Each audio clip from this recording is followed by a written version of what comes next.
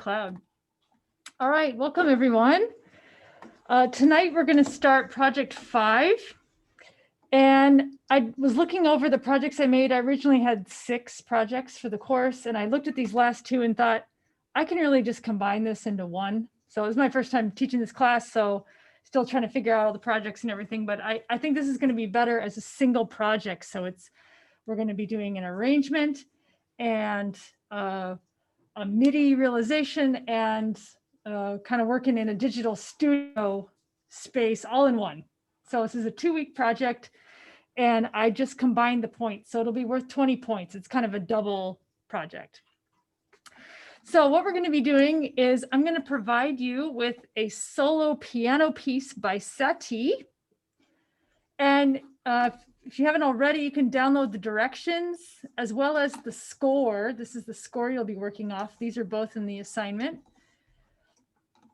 And the first thing you'll do is you'll create an original arrangement of the piano piece. So you get to work with a larger ensemble of your own design in this one. And it has to have at least 6 or more instruments or a combination of instruments and voice. And then after you do this arrangement, that'll probably take most of the time tonight just to get that arrangement going how you like it. Then next class, you'll be adapting it into a digital studio to create a remix of it. So it'll be due in 2 weeks on November 3rd, and you'll submit a PDF, a WAV file of the finale arrangement, and an MP3 or a link to the MIDI remix. Let me share the screen in, there we go, for Zoom, so folks can see what I was working with over here.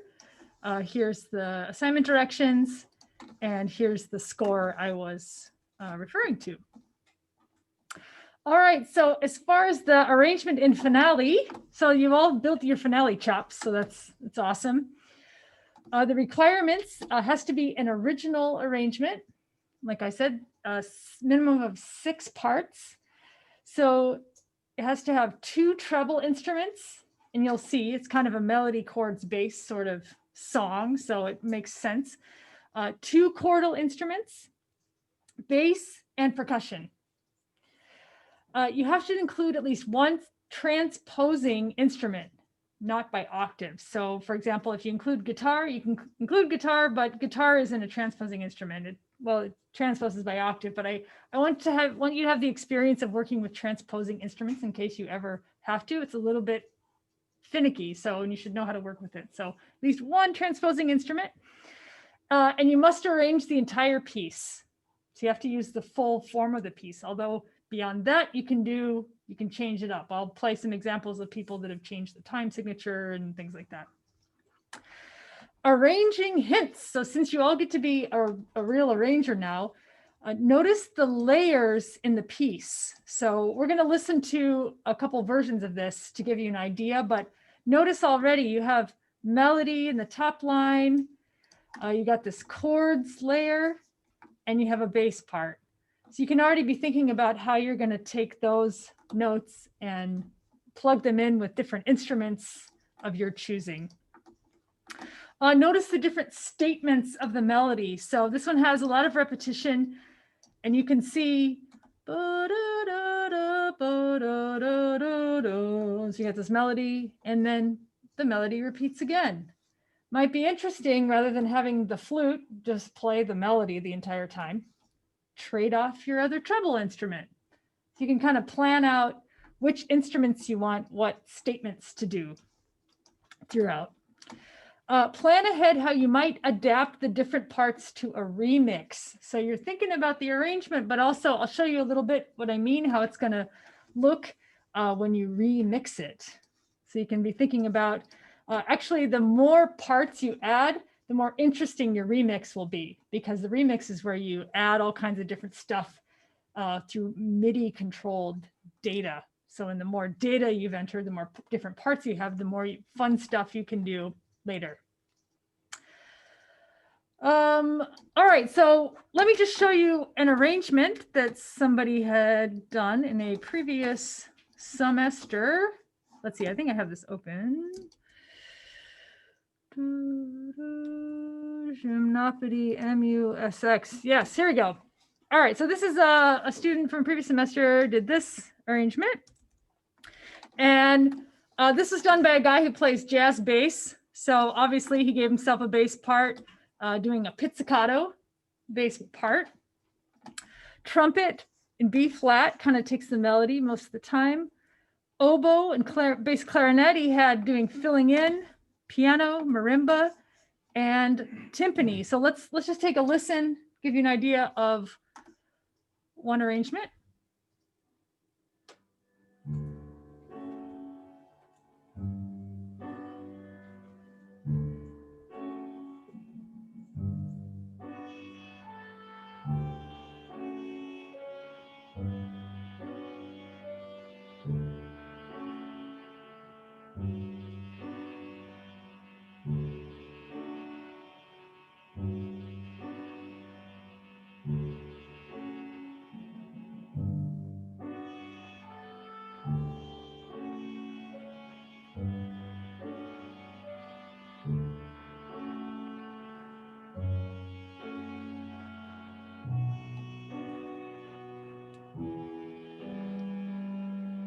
Okay, so if we were to analyze it a little bit in the beginning, he has the marimba and the trumpet doubling, which creates kind of an interesting texture, interesting timbre together. He gives the oboe and bass clarinet, which you would think would be doing melody, but he gives them notes in the chord. It's kind of cool. Double bass is doubling with the left hand of the piano. That's a very good arranging idea in general in pretty much any genre, because that's going to work and it's going to sound good. So yeah, just a couple of things. You got the timpani kind of adding in some spots where there's sustain. All right, so one specific directions about this transposing instrument. My suggestion would be that you do what's called display in C. So if you go up to document, display in concert pitch, it changes everything to concert pitch. So if you don't play a transposing instrument and aren't familiar with transposing, now you can enter the notes straight away from the piano score, which is also in C. And in the end, I don't really care what your score looks like, because you'll be, whether you do C or transposed. So this one's much more about the sort of adaptations of the mix. Keep in mind, if you enter something in the trumpet part and drag it to oboe, for example, which is in C, do you see how it automatically transposes? That's a really nice feature in Finale. So you don't have to, if you enter a melody in one and you want to put that melody in a transposing instrument, it'll automatically transpose it for you. So that's a little bit about working with transposition. All right, so then when you're ready to, when you're done with the arrangement, it's really easy to export as a MIDI file. That's what you'll be doing with this one for the remix. So export MIDI file. And click, I already did this once. Maybe I'll just do it again, replace, and leave it at format 1, all instruments saved as separate tracks. That's what you'll want to do so you can adapt it. So you just leave that setting in it as is and click OK. And then that's it. All right, I want to show you a little presentation about this Satie piece, keynote presentation. Just so it's not out of the blue, like, what are we doing? Why did you pick this Satie piece? What is this? So everybody in the Zoom can see if I click here. Good? No complaints? All right. I don't think I haven't done a keynote presentation in Zoom, so hopefully it works. All right. So Satie and then MIDI. I also want to talk about what MIDI is. So Satie, French composer and pianist, late 19th, early 20th century.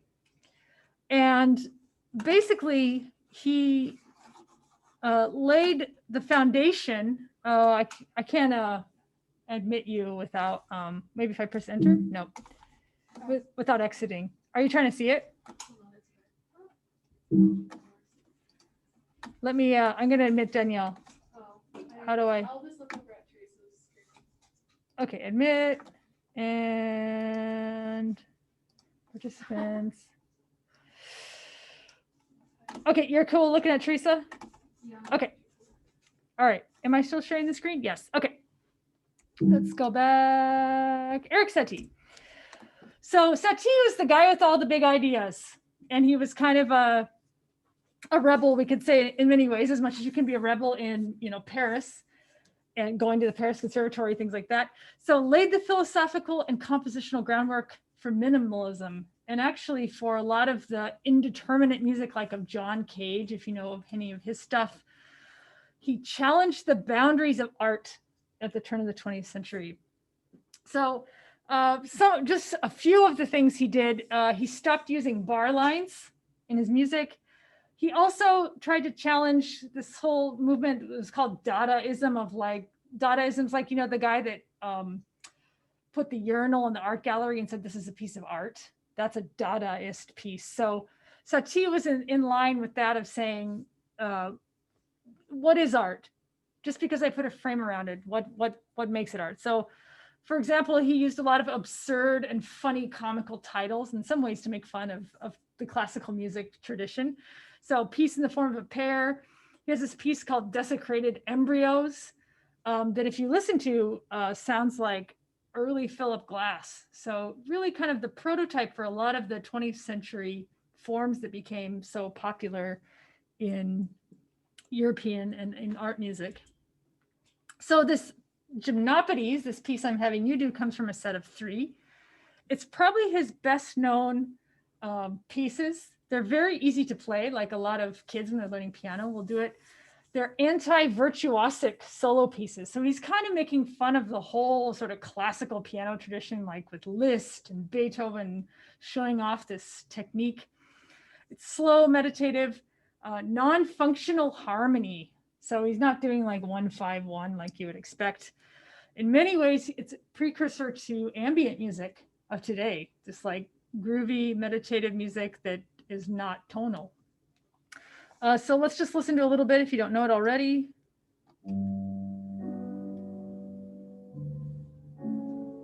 And we already heard the arrangement.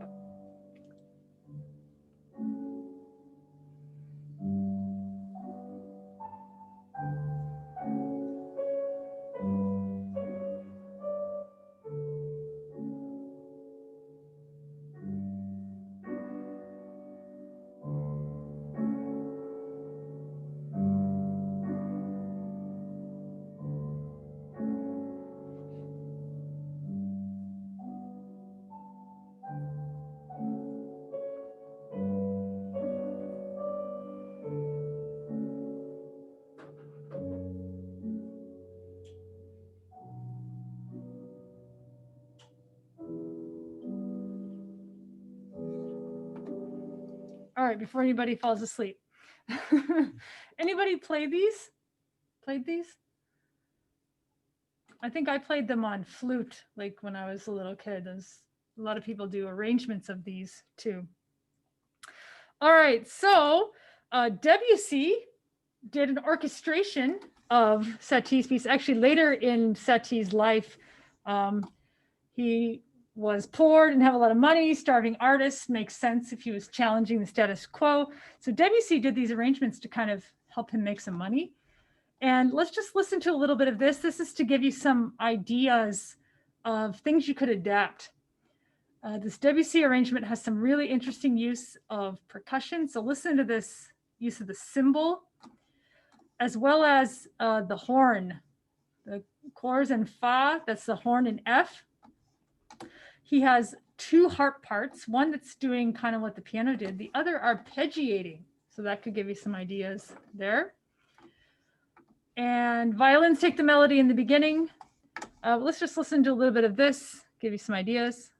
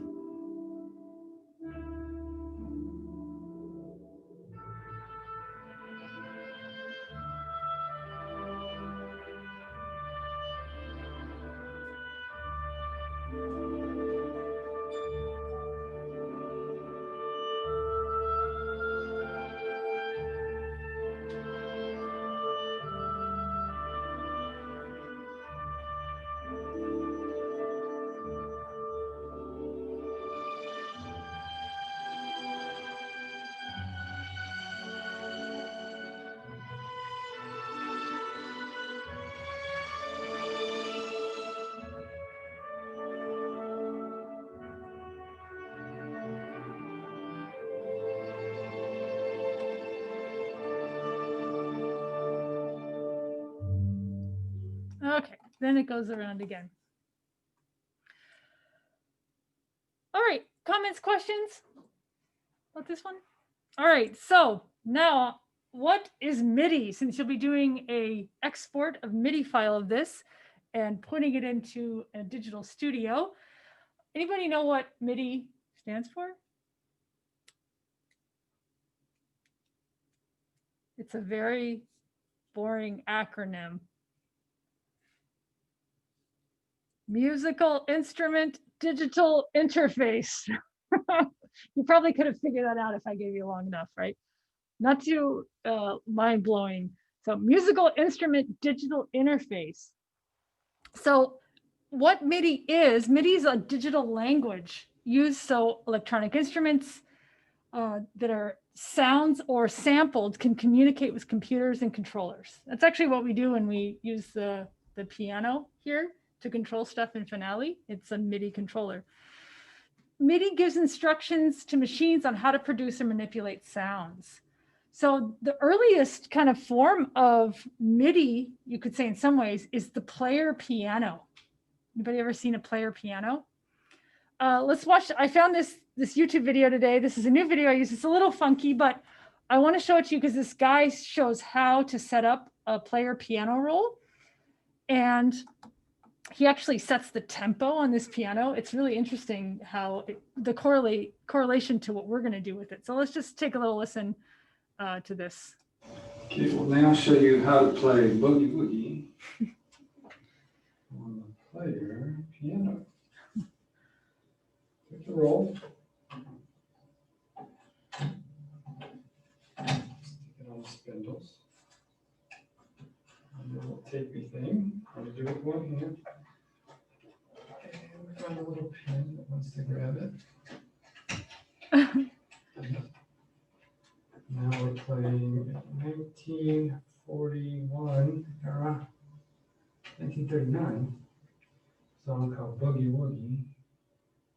Tempo 85. Set that down here until that says 85, which it about does. Switch this on the off to off.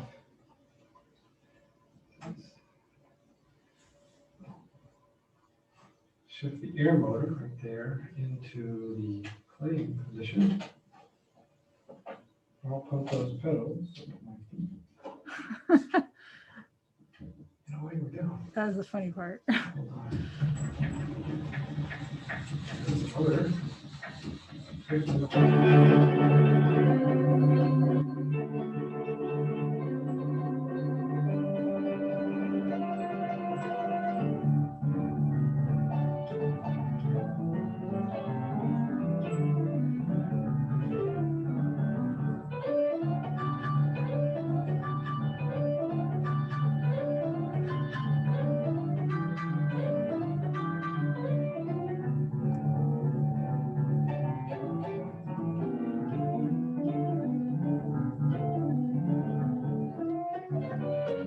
All right, so MIDI is the dots on the paper, basically, more or less. And MIDI doesn't do anything except translate information.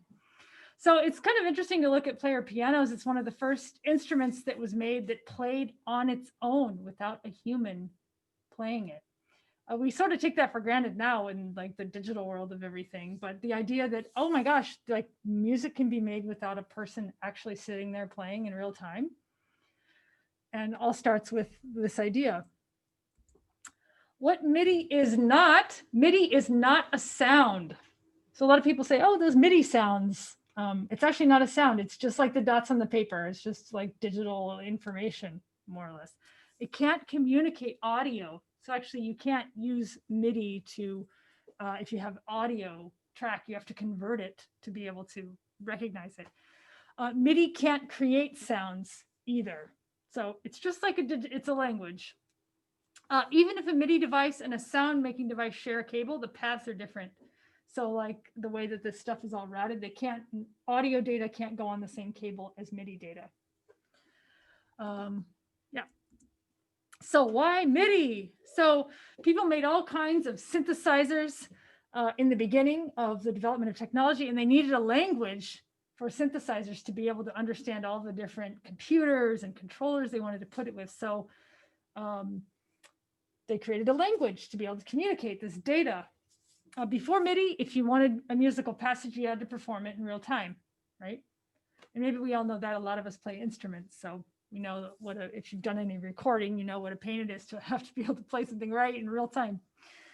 MIDI also allows complete control of editing. So programming, adding layers, putting things in one at a time, dynamics, timbres, effects, all these things. And of course, Bob Moog, pioneer of the synthesizer, made the first viable synthesizers in the retail market. So you'll see that Bob Moog, important guy. All right, comments, questions about that? All right, so let me just show you a little bit of, I'm going to show you just the adaptation really quickly of into GarageBand, so you can see where this is going to go. But next week, I'll show you more specifically, like how to do it and more specific stuff. So the basic gist, for those of you working on PC, which is everyone in the lab, or at home, if you have, Mac, if you have Mac, you're going to open up, choose empty project, and we'll just use audio. It doesn't really matter because, whoa, yeah, you go down. We're going to import MIDI, which will overwrite all this stuff. So we're going to open up that MIDI file that we exported from Finale. So here it is, ASV file. And don't save. It's going to take a second to load, and here we have it. Here is our the export. So, and right now everything is piano. That's what it did.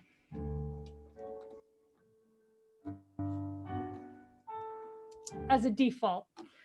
So the basic idea, and next week you can play around with all this and sculpt it and everything, is you'll select different tracks and say, all right, so trumpet and B flat, what do we got? Let's do dark analog brass. Let's see what that sounds like.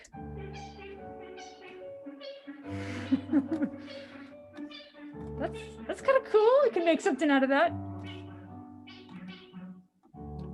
And so you'll do that with each one of the tracks. So I'm showing you this so you can already get ideas ahead of time how you might lay this down into your remix. I'll also want you to change the tempo as part of the assignment too. So I'll create a tempo track. We'll just like boost this up, like, see.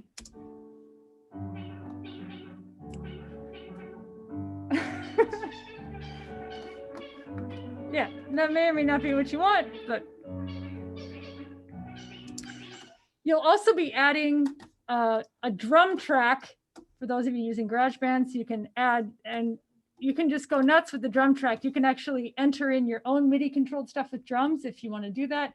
Or there's a ton of presets, tons of stuff. Like, what did they even give me here? SoCal in the beginning. It's probably not what I want, but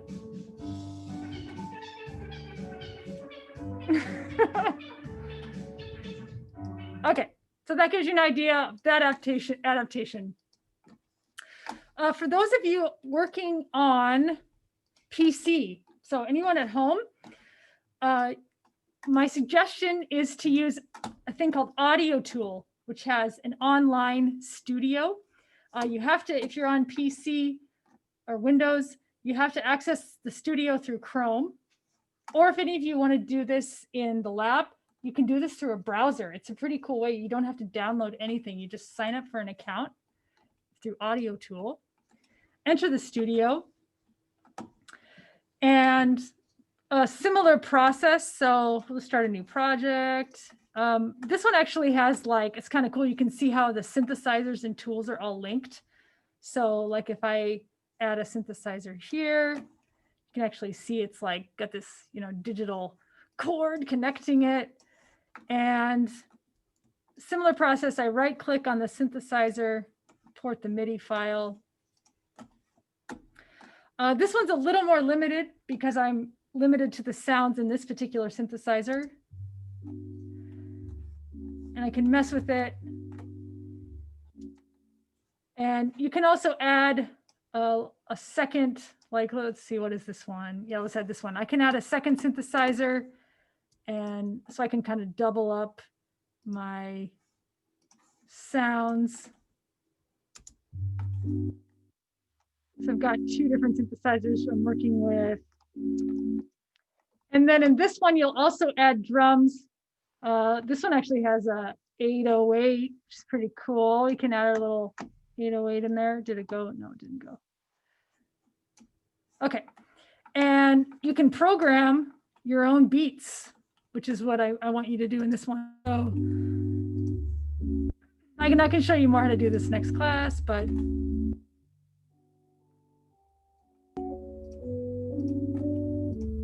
add different stuff. Let's add some hand claps on the and.